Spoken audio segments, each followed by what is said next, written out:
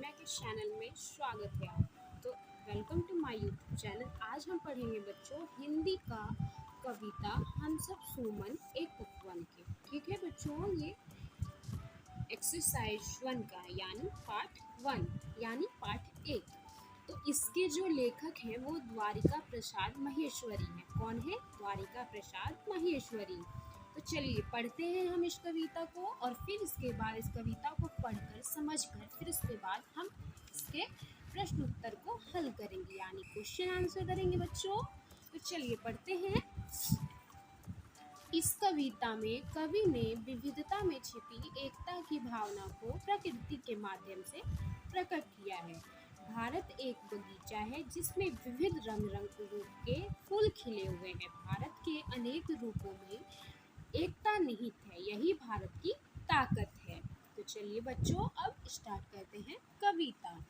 हम सब सुमन एक उपवन के, एक हमारी धरती सबकी, जिसकी मिट्टी में जन्मे हम, मिली एक ही धूप हमें है, सींचे गए एक जल से हम, पले हुए हैं झूल झूल कर, पलनों में हम एक उपवन के, हम सब सुमन एक उपवन के। यहाँ देखिए उपवन है और उपवन में उपवन मतलब क्या होता है? बगीचा। और बगीचा में कौन है? फूल है, तितलियां हैं, जानवर है और यहाँ पेड़ पौधे हैं। ठीक है बच्चों, अब आगे पढ़ेंगे। सूरज एक हमारा जिसकी, सूरज जो है एक हमारा जिसकी, किरणें उर की खली कली खिलाती। किरणें उर मतलब होता है हृदय। ठीक है बच्चों, तो किरणें जो है वो हृदय की कली को खिलाती है। एक हमारा चांद चांदनी, एक जो है हमारा चांद चांदनी है जिसकी हम सब को नहलाती। मिले एक से स्वर हमको है, भ्रमरों के मीठे गुंजन के, हम सब सुमन एक उपवन। अब आगे पढ़ेंगे बच्चों। रंग रंग के रूप हमारे अलग अलग है क्यारी क्यारी, लेकिन हम सब से ही मिलकर है उपवन की शोभा सारी। हम सब से मिलकर ही जो है वो उपवन की है शोभा, यानी शोभा बढ़ती है। ठीक है, एक हमारा माली, माली जो है जो फूल को पानी देता है पिलाता है उसे माली कहते हैं। हम सब रहते नीचे एक गगन के, गगन मतलब होता है आसमान। हम सब सुमन एक उपवन के, हम सब सुमन जो है एक उपवन के। ठीक है, तो सुमन मतलब होता है फूल और उपवन मतलब होता है बगीचा, यानी हम सब जो है फूल वो एक बगीचा के हैं। ठीक है, कांटों में खिलकर हम सब ने, कांटों में जो है वो खिलकर हम सब ने हंस कर है जीना सीखा। एक सूत्र में बंधकर हमने हार गले का बनना सीखा। यहाँ देखिए फूल में है वो हार बनकर जीना सीखा, गले का बनना सीखा। सबके लिए सुगंध हमारी, फूल जो है वो सुगंध भी देते हैं, तो इसलिए सबके लिए सुगंध हमारी। हम सिंगार धनी निर्धन के, हम सिंगार जो हैं वो धनी निर्धन के हैं। ठीक है, निर्धन मतलब होता है गरीब यानी पुअर। हम सब सुमन एक उपवन के, हम सब फूल जो हैं वो एक बगीचा के हैं। तो बच्चों इस कविता से हमें क्या सीख मिलती है? देखिए हम पढ़ते हैं। इस कविता को छात्र सामूहिक रूप से गाएंगे, गाने के साथ साथ अंग संचालन भी करेंगे। बाद में कविता का मूल भाव शिक्षक समझाएंगे। तो इसमें कहा गया है कि इस कविता को छात्र सामूहिक रूप से गाएंगे यानी राग से गाएंगे और गाने के साथ साथ अंग संचालन भी करेंगे, यानी अंग संचालन मतलब बॉडी का वो रिएक्शन भी देंगे। यानी हम जैसे डांस करते हैं, गानों को सीखकर हम स्टेप करते हैं, वैसे ही इस कविता को पढ़कर हमें अंग संचालन करना है। बाद में कविता का मूल भाव शिक्षक समझाएंगे, यानी मैंने जो समझाया है वो इसमें बताया जा रहा है। तो इस कविता से हमें ये सीख मिलती है कि फूल पत्ती पेड़ पौधे भी जहाँ पे रहते हैं उसके अनुसार ढलना सीख जाते हैं और वो बहुत सारे कष्ट झेलकर हमें वो फल देते हैं, फूल देते हैं, सुगंधित फूल देते हैं और हमें इनसे बहुत सारी चीज़ों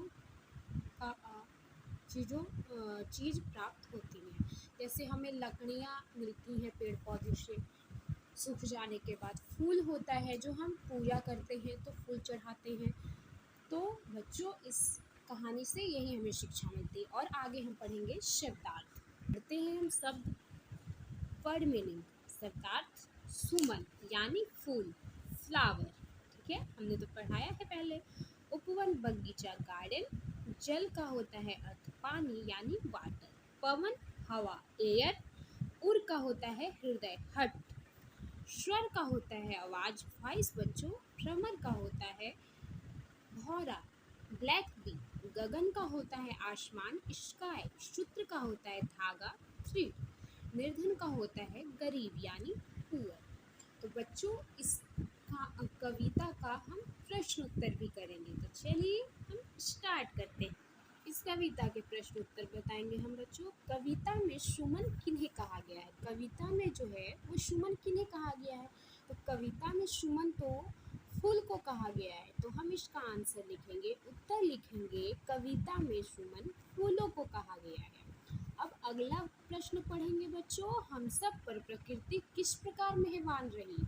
तो हम सब पर प्रकृति इस प्रकार मेहरबान रही कि एकता की भावना को प्रकृति के माध्यम से प्रकट किया है।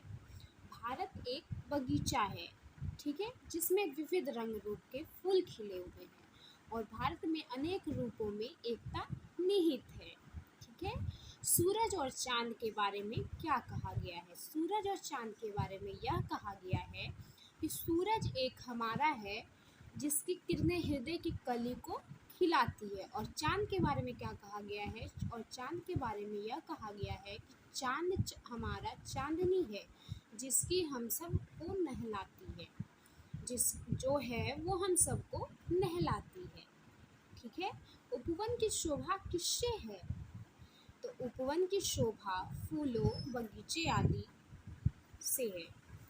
हमने किनसे किस प्रकार जीना सीखा है? हमने कांटों में खिलकर हंस हंस कर जीना सीखा है। आगे का प्रश्न हल करेंगे बच्चों। सही उत्तर पर ठीक यानी सही का चिन्ह लगाओ। हम किसके पलने में झूल कर पले हैं? तो हम पवन के पलने में झूल कर पले हैं। किसकी किरणें उर की कली खिलाती है? सूरज। सूरज की जो किरणें हैं वो हृदय की कली को खिलाती हैं। हमारा मालिक कौन है? हमारा मालिक ईश्वर है। हमने एक सूत्र में बंधकर क्या सीखा है? तो हमने एक सूत्र में बंधकर गले का हार बनना सीखा है। और इसमें है बच्चों कि कविता की पंक्तियाँ पूरी करो। तो इसमें जो दिया हुआ है खाली स्थान वो आप कविता को देखकर यहाँ पे भर सकते हैं।